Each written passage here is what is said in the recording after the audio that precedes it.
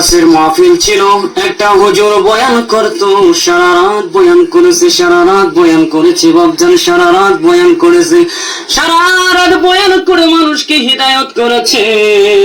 ওই মাহফিলের ভিতরে একটা লোককে আসিল ভাই, এত সুন্দর বয়ান শুনে শুনে মানুষটা কান্না কান্না করে করে বুকটা ভাসিয়ে দিয়েছিল। কিন্তু ওই মানুষটা ছিল একটা বুড়ি মা, মহিলা মানুষ ছিল।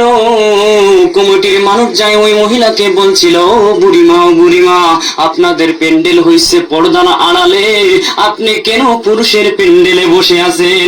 তখন ওই বুড়িমা বলছিল, হুজুর, আমি মৌলবীর মুখে দেখে ওয়াজ শুনলে আমার মনটা শান্তি হয়, আমি মুখ না দেখে ওয়াজ শুনতে পারি না, তার জন্য আমি এখানে এসেছি। তখন ওই লোকটাকে ওখানে বসাইয়া দিয়েছিল, ওয়াজ শুনতেছিল, সারা রাত ওয়াজ করেছিল। হুজুরে ওয়াজ করতে করতে 2 ঘন্টা চলে যায়, সমস্ত লোক ওয়াজে মগ্ন ছিল, কিন্তু একটা লোক কান্না করে নাই। কিন্তু এই বুড়ি মাথা কানতে কানতে বুক ভাসিয়ে দিয়েছিল। তখন ওই হুজুর সভা শেষ হওয়ার পরে ডাক দিয়েছিল, ও বুড়িমা এদিকে আসেন, বুড়িমা এদিকে আসেন। বলছে কি হুজুর? বলছে বুড়িমা, আমি এতক্ষণ পর্যন্ত বয়ান করলাম, এখানে এত লোক আছে, একটা লোক কান্না করে নাই, মনে হয় এই লোকগুলো আমার ওয়াজ বুঝে নাই। বুড়িমা আপনি এত কেন কান্না করেন? মনে হয় ওয়াজ আপনি একলাই বুঝছেন। তখন ওই বুড়িমা বলছিল, হুজুর, ও হুজুর গো,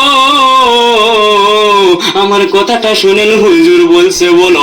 বলছে, রে হুজুর, আপনার দাড়ি, আমার একটা মুহাব্বতের ছাগল ছিল, ওই দাঁড়িয়ে কি দাড়ি ছিল, আপনি যখন মুখ নড়াইয়া বয়ান করেন হুজুর গো, আমার ওই মুহাব্বতের ছাগলের কথা মনে পড়ে যায়। 2 দিন আগে আমার ওই ছাগলটা মারা গেছে হুজুর, আপনার দাড়ি আমার ছাগলের দাড়ি কি ছিল রে হুজুর, আপনি যখন মুখ নড়াইয়া বয়ান করেন, আমি ভাবছিলাম তুমি আমার বয়ান শুনে কান্না করছো, কিন্তু না, ওই বুড়িমা বয়ান শুনে কান্দে নাই, ওই বুড়িমা ওই মুহাব্বতের ছাগলের কথা শুনে শুনে কাঁদছে।